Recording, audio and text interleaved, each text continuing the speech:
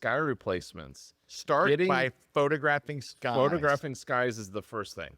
Just like backgrounds for compositing, photographing skies, getting out into interesting places, because especially as photographers, we're usually out at optimal times. And if you're not, why aren't you out at the Around optimal dawn, times? around But sunset. if you're on around dawn, sunset, and you have amazing skies, don't just shoot the photo of the landscape or the portrait that you're doing, but think about, hey, is that an interesting sky? Because a lot of times it is. And capturing that sky and having that sky in your folders to be able to do sky replacements later is something that's really going to take your photography up. You know, so having that skies, and it works in the same principle as compositing. You're basically just selecting a background, replacing the sky. What's great about Photoshop, though, is there's a little button. It's built in. It's got sky replacement button, and it does all the magic for you, which is really cool. It used to take a long time. It used to take a considerable amount of time to get it right in Photoshop, and now sky replacement is so easy. It's a button and some sliders. Let me show you how easy sky replacement is. Now, you want to use your own skies. It comes with sample skies. Do not use those. Just use them for practice. Only practice. So you have a photo with a bald sky like you see here. This is how easy it is to do sky replacement.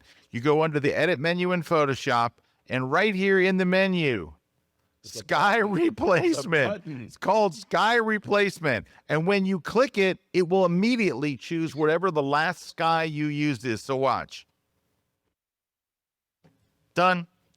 That's not the sky I would choose. And there's some controls and stuff, and I've got a class on this as well. I have a class just on sky. That was the amount of time it took to replace the sky. Yeah. And now you can modify and slide those sliders around and match the sky. Well, that one looked pretty good, that last one. That last one, yeah. Yeah, look at this one. That doesn't look bad. You can even flip it. Have the sun I was just going to say the way. sky is the wrong direction. Yeah. However, I'm just going to dump that layer and show you what to do. And that's what's so great about it is it's a layer. So it's just So I'm going to go to sky modify replacement it later, whatever. The sky is in the opposite direction. You see this little checkbox here?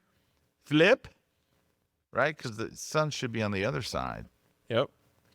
Now you might have to pick it. It's probably not the perfect sky for that. No, it's not probably. Oh well, I can move it over. You can move it. See, that's the other thing. You can move it. You can even change the brightness, the color temperature of the because the light's coming from this way. The cloud should be lit from this side, right? Mm-hmm. And you can change the scale, and you can do all that kind of stuff. It'll even do lighting where it'll like adjust the scene to match the sky. Well, it automatically does that. It automatically takes like if I put a sunset sky in here, it'll make this look more sunsetty. It'll spill that color over onto and then you could just slide those sliders around and however your heart content. All right. So step one is what?